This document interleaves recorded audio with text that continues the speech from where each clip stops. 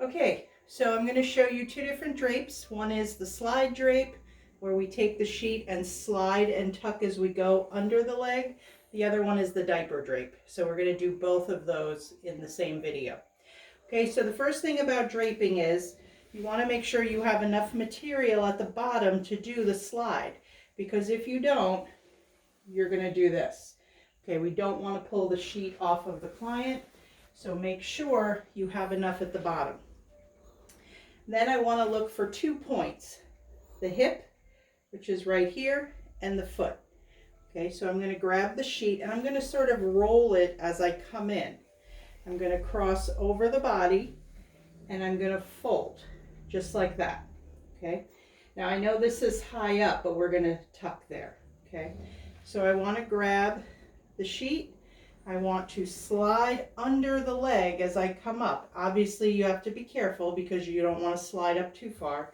And then I'm going to round into an L shape, and that will expose just enough of the glute that I need to get right in here to the piriformis, your TFL, and all your IT band work. Okay, if you're tucking here, I can't get in anywhere up here. So you have to make sure you're tucking at a diagonal. Okay, if you don't need to expose the glute, if you're not going to be working the glute, then go ahead and tuck right here. But if you need the glute, you have to come up a little bit. Now, obviously, we don't want to expose the butt crack itself, so you just come a little bit over. And this takes time and practice to do in 3 moves. If I'm sitting here fuddling with the sheet, the client is going to be curious as to what the heck I'm doing. So you have to make sure you try to get it in 3 moves. To remove, all I do is grab the bottom of the sheet, pull it back down, and straighten it out. That's it. And you'll do that on both sides. Now the diaper drape is a little more tricky because I will either have the client assist me or I have to lift the leg in order to grab him. So again, I'm going to roll my sheet and basically put it in half. Okay. And the trick with the diaper drape is not to reach too low. Okay, here's my free edge that I'm going to be grabbing.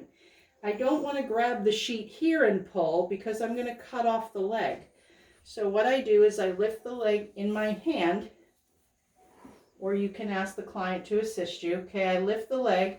When I come under, now I'm just going to hold this leg here so you can see my hand positioning. I'm not going to grab the sheet here. I'm going to come up and then tuck. And then lay the person's leg back down.